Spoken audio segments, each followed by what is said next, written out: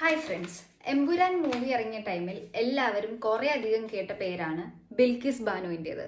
പക്ഷേ ഇപ്പോഴും കുറേ അധികം ആളുകൾക്ക് അറിയില്ല ആരാണ് ബിൽക്കിസ് ബാനു, അവർക്ക് എന്താണ് സംഭവിച്ചതെന്നൊക്കെ.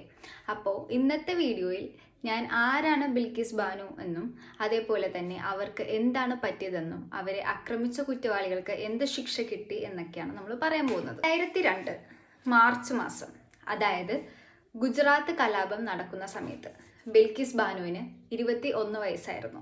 അന്ന് അവർ 5 മാസം ഗർഭിണിയുമായിരുന്നു.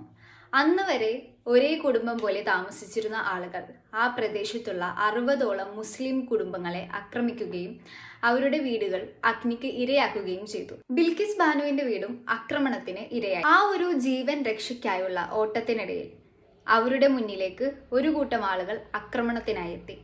ബിൽക്കിസ് ബാനുവിന്റെ കയ്യിലുണ്ടായിരുന്ന തന്റെ കുഞ്ഞിനെ അവർ ബലം പ്രയോഗിച്ച് വാങ്ങിക്കുകയും അടുത്തുണ്ടായിരുന്ന കല്ലിൽ കുട്ടിയുടെ തലയിടിപ്പിച്ച് അതിനെ കൊലപ്പെടുത്തുകയും ചെയ്തു. പിന്നീട് ബിൽക്കിസ് ബാനു കൂട്ടബലാത്സംഗത്തിന് ഇരയാവുകയായിരുന്നു.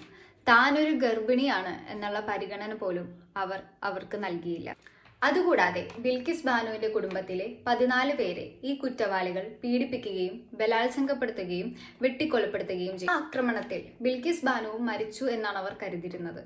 പക്ഷേ അവർ മരിച്ചിട്ടുണ്ടായിരുന്നില്ല. പിന്നീട് അവിടെ നിന്ന് ബിൽക്കിസ് ബാനു ഓടി രക്ഷപ്പെടുകയായിരുന്നു. അടുത്തുള്ള പോലീസ് സ്റ്റേഷനിൽ പോയി കാര്യങ്ങൾ വിശദീകരിച്ചു. പക്ഷേ പോലീസ് വേണ്ട രീതിയിൽ അന്വേഷിക്കുകയോ തെളിവുകൾ ശേഖരിക്കുകയോ ചെയ്തില്ല. ഈ വീഴ്ചയെ തുടർന്ന് ബിൽക്കിസ് ബാനു സുപ്രീം കോർട്ടിനെ സമീപിച്ചു.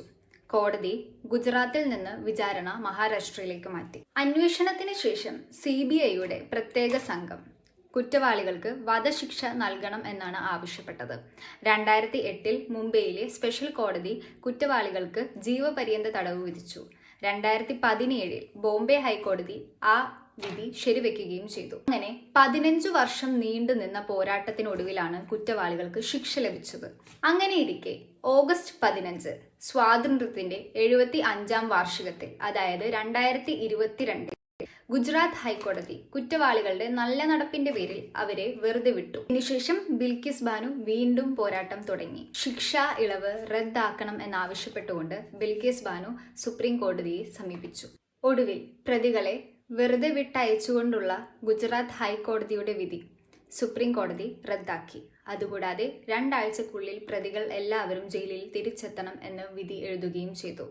അപ്പോൾ ഇതാണ് ബിൽക്കിസ് ബാനുവിന്റെ കേസ്.